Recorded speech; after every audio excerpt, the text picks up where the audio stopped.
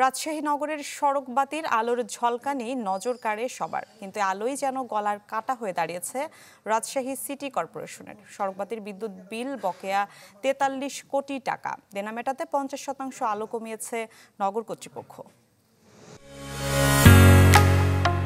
ঢালাইয়ের সেরা premier cement. পরিচ্ছন্ন নগরী হিসেবে পরিচিত রাজশাহীর সৌন্দর্যে নতুন মাত্রা যোগ করে নান্দনিক এসব সড়কবাতি। চীন ও থাইল্যান্ড থেকে আমদানি করে যা বসানো হয় ২৩ কিলোমিটার পথ জুড়ে। তবে আলোর ঝলকানিতে শহর সাজলেও বিপত্তি বিদ্যুৎ বিলের দেনা নিয়ে। ২০২১-২২ অর্থবছরে নান্দনিক এ সড়কবাতি স্থাপন শুরু করে সিটি কর্পোরেশন, কিন্তু রাজনৈতিক পট পরিবর্তনের পর নজরে আসে ৪৩ কোটি টাকা বকেয়া বিলের বিষয়টি, যা শোধ করতে তাগাদা দিচ্ছে নেসকো।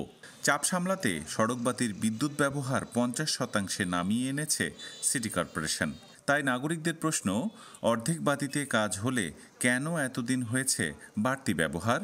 আমরা এখন যা দেখছি যে লাইটের মাঝে মাঝে পোলের যে আলোগুলো কমিয়ে দিয়েছে, তারপরেও আলো স্বল্পতা কমেনি। এখানে বেশি পোল বসিয়ে একটা হলো যে লোপাটের দুর্নীতি হয়েছে ওই সরকারের আমলে। অল্প অর্থের মধ্যে যে সৌন্দর্যটা থাকে, এটা সুপরিকল্পিতভাবে এটাকে যেন করা হয়, এটাই আমাদের আশা। বিশেষজ্ঞরা বলছেন পরিবেশের জন্য ক্ষতিকর এসব সড়কবাতি।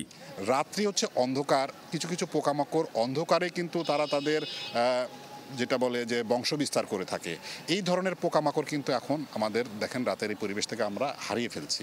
এটা মূলত অতিরিক্ত আলোকসজ্জার কারণে। বিদ্যুতের অপচয় কমানো সহ নগরীর নিরাপত্তা নিশ্চিতে বিভিন্ন উদ্যোগের কথা জানালেন রাজশাহী সিটি কর্পোরেশনের প্রশাসক।